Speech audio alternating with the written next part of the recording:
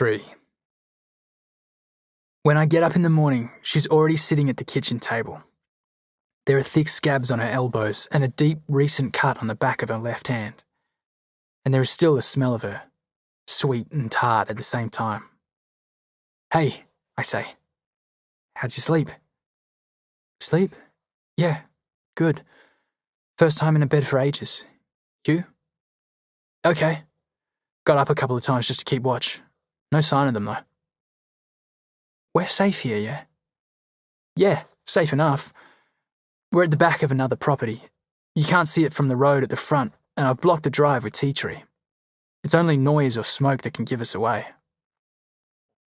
I remind myself to slow down when I'm talking with her. "That cut doesn't look good," I say. She lays her hand palm down on the tabletop. The wound is deep and the skin around it is red and puffy. It runs diagonally across the back of her hand and is about 4 centimeters long. "How'd it happen?" "Doesn't matter," she says. "You got anything we can put on it?" I don't press her. Heading to the bathroom to get a tube of antiseptic cream I've used a couple of times when I've cut myself on the rocks diving for abalone. I grab some cotton buds too. I settle myself back at the table opposite her and turn her hand around in the light. She winces. "It's deep," I say. "Was it a knife?" She snatches her hand back. "It's just a cut, all right," she says. "I caught it on a branch." I must have completely forgotten how to talk to people without them getting angry. Everything I say seems to be wrong. The whole place is quiet, except for Rowdy's snuffling in the corner. I'm looking at the table and fiddling with the tube of antiseptic. She sits on the edge of her chair and places her hand on the table again. Her back is arched and her leg is jigging up and down. "You should clean it," I say.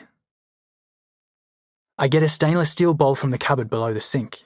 I half fill it with water, pour in a little salt and sit back down, pushing the bowl to her side of the table. It's like approaching a wounded animal. She eases her hand into the bowl and starts dabbing at the wound with a wet cotton bud. When she looks up, her eyes bore through me hard and sharp again. She braces her body against the pain, but digs right into the middle of the cut, reopening it so that pus and blood start to seep into the water. "It's worse than I thought." "It needs stitches," I say. "You reckon?" "I've got Mum's sewing kit." "Just get me the thinnest needle you can find and some strong thread." I bring the whole sewing box and she rustles through it, finally picking a needle and some red thread. "Sorry," she says, "but I'm going to have to use some gas to boil the water. We need to sterilize the needle." I'm grateful to have something to do. Seeing Rose at the table with the sewing kit, I can't help but think of Mum.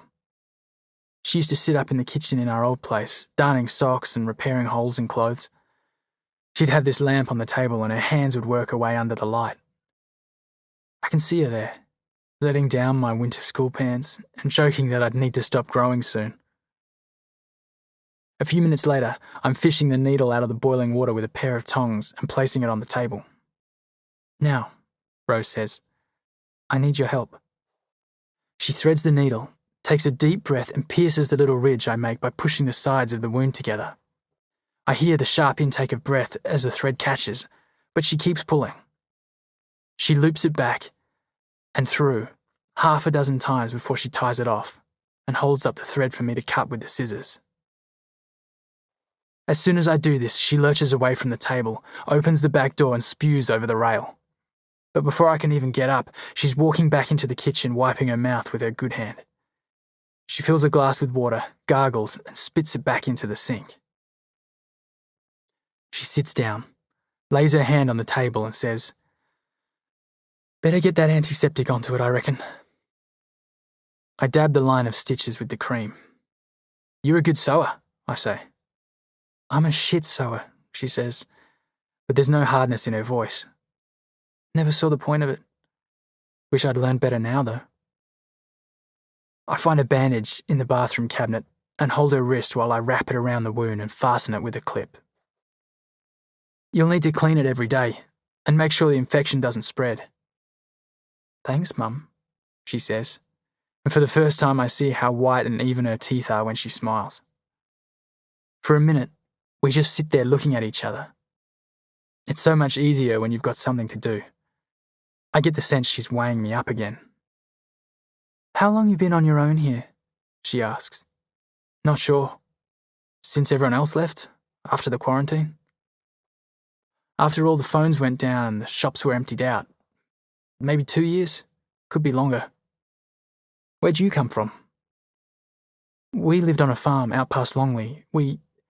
She pauses and takes a breath. "Stan and Beth and my sister Kaz." "Where are they now?" She hesitates, looking past me to the open window. "Kaz is out there somewhere. We got separated a couple of days back. It makes me sick to think what might have happened to her." "And Stan and Beth? Are they your mum and dad?" She pauses then and looks straight at me. "Kaz and me are Sileys. Stan and Beth, they were our owners." I know about Sileys. Asylum seekers. Mum used to talk about them all the time, and they were on the news a lot. The government ran offshore camps for years, detention centres. At some stage, they decided to bring the young, fit Sileys to the mainland for work. Refugee reassignment, they called it. Mum called it slavery. "Were you factory workers?" Rose's voice is calm, tired, like she's had to explain this before. "Some went to factories, doing every shitty job they couldn't get locals to do. Abattoirs, sewage works, chicken factories. Kaz and me, we were lucky. We got to breathe fresh air every day, and Stan and Beth were okay. They came to the auction at the processing centre and bought us. We were so relieved. There were people looking for young girls to buy." "How old were you?" 12. Kaz was 9. She pauses then and picks at the bandage on her hand. "Stan and Beth had no kids of their own. They taught us to read and speak English, gave us time off, even took us into Longley to go shopping." I'm looking at the darkness of her skin, the deep brown of her eyes. "So, where are you from? What country?" "Afghanistan. I don't remember much about home, though. We lived in a camp in Pakistan for years before." "Before what?" "Mum and Dad, they sold everything they had so Kaz and I could get to Indonesia. We went with an uncle they trusted." "Where are your parents now?" Her head drops. "I haven't seen them since I left the camp in Peshawar. This is all I have to remember them," she says, reaching inside her jumper and pulling out a gold ring attached to a strip of leather looped around her neck. "And you've got no idea where Kaz is?" "No." She hugs her arms to her chest and rocks back and forth. "We lost each other on the way to the coast." I still can't get a handle on her story, how it all fits together. "So, you and Kaz were sold to Stan and Beth. What happened after that?" "Their farm was west of Longley. We lived there for about 5 years until the virus came. We thought we'd be okay. We were used to killing our own stock and growing food. We had milk, eggs, and Stan grew spuds. But after a couple of months, people started coming out from Longley, turning up at the gate and asking for food. Wasn't long before they stopped asking. There were people on the road. I don't blame them. Everyone was hungry. But they brought the disease. You know about the women? Yeah, it was the same here. For some reason, the virus affected women more than men. One of our last bulletins we heard before the internet went down said 10 women were dying for every 1 male. Rose sighs. Beth, she was all for helping people, but it meant she talked to them, touched them. Stan would get so angry with her about it. I don't know why, but she wasn't affected.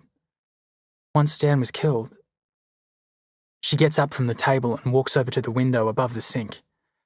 I hardly hear what she says next. It's so close to a whisper. After that, it was just Beth and me and Kaz. I don't know what to say. For ages, I've only thought about what's happened to me, people I've lost, what I've needed to do to survive. I haven't had time to think about anyone else or what they might have been through. And she said Stan was killed. She didn't say he died. Before I can ask her about him, though, She pulls herself together and comes back to the table. We thought we'd be safer on the farm. You remember all the rumours about people starting to panic, huge queues for petrol and food? I nod. We thought we'd be safe down here too.